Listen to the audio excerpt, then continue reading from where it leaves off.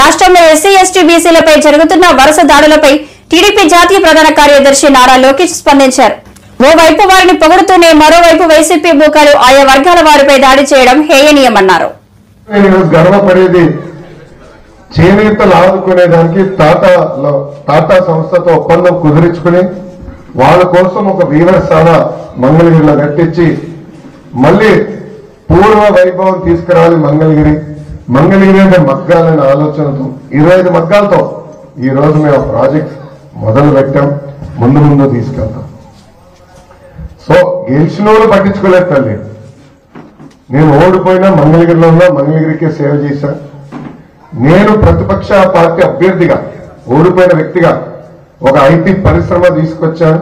ఈరోజు దాదాపు 150 మంది అక్కడ పనిచేస్తున్నారు. అంటే ప్రతిపక్షంలోనే నేను ఇంత కష్టపడ్డానంటే రేపు అధికారంలోకి వచ్చిన తర్వాత ఎంత కష్టపడతాను ఒక్కసారి ఆలోచించమని మిమ్మల్ని అందరూ నేను కోరుతున్నాను. అవసరం అది తప్పనిసరిగా నేను చేస్తాను. రెండోది మీటింగ్ అందరూ ఒకటే కంప్లైంట్ చేస్తున్నారు. అపార్ట్మెంట్లు ఎక్కువ వచ్చినాయి, మూసీ నది కూడా తయారైంది, కేటాయించాం. కానీ మున్సిపాలిటీ వైకాపా పార్టీ చేతుల్లో ఉంది. ఆ ప్రాజెక్ట్ ముందరికెళ్ళా తీసుకుంటానని ఈ సభాముఖం నేను మీ అందరికీ హామీ ఇస్తాను. అక్కడ దాదాపు 45 సంవత్సరాలుగా జేసీ కుటుంబం ఇది చాలా సాధారణ. అండ్ ఇంకా మన నియోజకవర్గంలో స్వర్ణకారులు ఎక్కువ. దాదాపు ఇక్కడ చాలా మంది దేశానికి గోల్డ్ క్లస్టర్ గా మంగళగిరి కేర్ ఆఫ్ అడ్రస్ చేయాలి. 50 నుంచి 100 ఎకరాల భూములు ఎవరికైనా ఆభరణాలు కావాలి, ఇక్కడనే డిజైన్ అవ్వాలి, ఇక్కడనే మ్యానుఫ్యాక్చరింగ్ అవ్వాలి అయిపోయింది. అది ఎందుకు మ్యానుఫ్యాక్చరింగ్ మన దగ్గర చేయకూడదు? మన ఎల్ఈపీఎల్ ఎట్లా వస్తాం. దానివల్ల కనీసం ఒక 40,000 మందికి 30 నుంచి 40,000 మందికి ఏర్పడిన మొదటి 100 రోజుల్లో దానికి పనులు కూడా ప్రారంభిస్తామని ఈ సభ దాంట్లో డౌట్ లేదు. నేను ఇక్కడ నియోజకవర్గం ఎంచుకునే ముందునే అనేక ఐటీ పరిశ్రమలు వచ్చినాయి. మన నియోజకవర్గంలో పుట్టి పెరిగిన పక్కనే ఉన్న హెచ్సిఎల్ కూడా నిర్మిస్తే అన్నాడు 20,000 మంది పనిచేస్తారని వాళ్ళు భూములు తీసుకునేకపోయారు. తప్పనిసరిగా స్పిల్లర్ ఐటీ కంపెనీలు కూడా మంగళగిరికి తీసుకొస్తాం. ఇది వాస్తవంగా ఇంటరాక్షన్ ప్రోగ్రామ్. ఇప్పటికి నేను చాలా ఎక్కువ మాట్లాడేశాను. ఎవరు మాట్లాడాలనుకుంటే మీరు చేయొద్దండి. నేను కూర్చుంటే జనవరిలో కానీ ఫిబ్రవరిలో కానీ కొన్ని వేల మంది రిటైర్ అయ్యారు ఎంప్లాయీస్. వాళ్ళని లేకుండా ఎంటీ చేతులతో రిటైర్ అయితే వాళ్ళ ఫ్యామిలీ మెంబర్స్ ఎంత కష్టపడుతున్నారో ఇవాళ ఫాలో చేస్తారు. మన గవర్నమెంట్ ఎప్పుడు వస్తుందా, మన అమౌంట్ ఎప్పుడు వస్తుందా ఎదురు. స్త్రీ శక్తి పేరుతో కుట్టు నేర్పిస్తాం కాదు, నేర్పించిన తర్వాత కుట్టు మిషన్లు కూడా తెలుగుదేశం పార్టీ మంగళగిరి నియోజకవర్గం అందిస్తాం జరుగుతుంది. వాళ్ళందరినీ కూడా కలిసాం తల్లి. ఎంబ్రాయిడరీ మెషిన్స్ కూడా తీసుకొచ్చి వాళ్ళందరూ కూడా ఎట్లా ఆదాయం పెంచాలని దాంట్లోనే మేము వర్కౌట్ చేస్తున్నాం. ప్రైవేట్ సంస్థలతో కూడా మారుతున్నాం. రెడీమేడ్ గార్మెంట్స్ మేము చేస్తాం. మీరు అవసరమైతే అదనపు ట్రైనింగ్ కూడా ఇస్తాం. మీరు మాకు పని కల్పించండి మేము కోరుతాం జరుగుతుంది తల్లి. వాళ్ళతో తప్పనిసరి నేను వర్కౌట్ చేసి ఒక మోడల్ తీసుకొచ్చే బాధ్యత నేను తీసుకుంటాను. అది నంబర్ 1. నంబర్ 2, సంక్షేమ అభివృద్ధి అనేది రెండు కలిసికట్టుకెళ్ళాలమ్మా. ఈరోజు ఈ ప్రభుత్వం కేవలం బటన్ నొక్కే కార్యక్రమాలు ఉంది తప్ప అభివృద్ధి చేయాలని ఆలోచన లేదు. దానివల్ల మీరు ఈరోజు అప్పులు చేసి సంక్షేమం చేస్తున్నారు. ఆ అప్పులని ఈరోజు మనకు భారంలాగా మారుతాయి, మన్నెత్తి మీద పడతాయి. ఆంధ్ర రాష్ట్రంలో ప్రతి వ్యక్తి పైన అది భారం మోపుతున్నారు. ఈ నెల కరెంటు బిల్లు వచ్చిందమ్మా, బాగా కాలేదు. అందరి జోబులు బాగా కాలే, అవునా కదండి?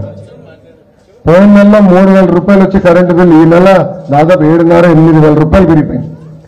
అంటే స్లాబులు ఎంత ఫాస్ట్ గా మార్చేస్తున్నారో మనందరం చూస్తున్నాం. దానికి కారణం ఈ ప్రభుత్వం అప్పు చేసి సంక్షేమం చేస్తుంది. మనం బ్యాలెన్స్ చేయాలి. సంక్షేమ అభివృద్ధి రెండు జోడెద్దుల బండి, రెండు ప్యారల్ గా తీసుకెళ్లాలి. అప్పుడే ఆంధ్ర రాష్ట్రం ముందరికి వెళ్తుంది. అప్పుడే మనకి ఇబ్బందులు ఉండదు. నా అంచనా ప్రకారం దాదాపు 25,000 కోట్ల రూపాయలు ప్రభుత్వ ఉద్యోగస్తులకి ప్రభుత్వం బకాయిలు పెట్టింది. సకాలంగా జీతాలు చెల్లించట్లేదు, మెడికల్ రీయింబర్స్మెంట్ జరగట్లేదు సరిగా. అన్న నేను పంచాయతీరాజ్ గ్రామీణాభివృద్ధి శాఖ మంత్రిగా ఉన్నప్పుడు కమిటీకి వెళ్తాయి, అంటే ఒక అమౌంట్ కన్నా ఎక్కువ కమిటీకి వెళ్తే కమిటీ అప్రూవ్ చేస్తుంది. అది మంత్రి గారికి వస్తుంది. ఇమ్మీడియట్ గా వీస్ టు క్లియర్ అండ్ పేమెంట్ అయిపోయింది. ఇప్పుడు అది జరగట్లేదు తల్లి. సో చాలా ఇబ్బంది పడుతున్నారు తల్లి. దానివల్ల ఇదంతా స్ట్రీమ్ లైన్ చేయాలి తల్లి. నా అంచనా ప్రకారం మినిమం 1 year పడుతుంది తల్లి, మినిమం. అంటే దశల వారికి ఇచ్చుకుంటూ వెళ్ళాలి సార్. ఒకేసారి 25,000 కోట్ల రూపాయలు మనం ఇవ్వలేం. ఎందుకంటే అడుగు తినేదానికి చెప్పుకునేదాకా డబ్బులు లేదు తల్లి. 12 లక్షల కోట్లు అప్పు చేశాడు ఈ మహానుభావుడు. సో చెప్పుకొనాలన్నా కూడా అడుగు తిని చెప్పుకొనాలేదు, మళ్ళీ అడుగు తినేదానికే. అలాంటి పరిస్థితి వచ్చిందమ్మా. 1 year పడుతుంది తల్లి ఇది మొత్తం స్ట్రీమ్ లైన్ చేసాం. బట్ తప్పనిసరిగా గతంలో ఏ విధంగా అయితే ఉద్యోగస్తుల్ని గౌరవించామో, ఉద్యోగస్తుల అభివృద్ధిలో భాగస్వామ్యం చేసామో అదే విధంగా మేము చేస్తాం తల్లి. Thank you. అన్ని డెవలప్మెంట్ రిలేటెడ్ ఇష్యూస్ చెప్పారు. ఒకటి, సర్వీస్ రోడ్లో స్ట్రీట్ లైట్స్ అన్నవి లేవు.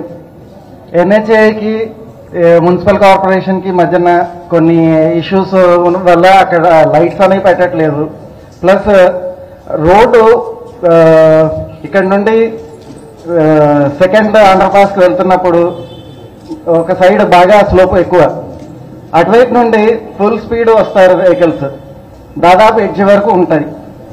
అక్కడ ఏమన్నా రిటైనింగ్ వాల్ లా పెట్టి కొంచెం రోడ్ అన్నది లెవెల్గా ఉంచితే మేబీ యాక్సిడెంట్స్ కొంచెం కంట్రోల్ చేయొచ్చు.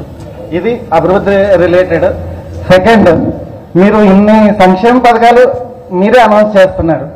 మీరు వచ్చినప్పుడు కూడా పాటలో ఆల్రెడీ చెప్పారు చాలా.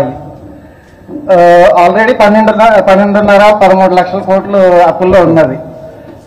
వీటన్నిటికీ ఫండింగ్ ఎలాగవుతుంది, ప్లస్ అభివృద్ధి ఎలాగవుతుంది, ఇది కొంచెం. Very good question. మీరు బాబు సూపర్ 6 హామీలు చూస్తే దాంట్లో ఇచ్చే మొదటి హామీ, తెలుగుదేశం జనసేన ప్రభుత్వం ఏర్పడిన మొదటి 5 సంవత్సరాల్లో 20 లక్షల ఉద్యోగాలు కల్పిస్తూ ఉంటున్నాం. అంటే మేము అధికారంలో ఉన్నప్పుడు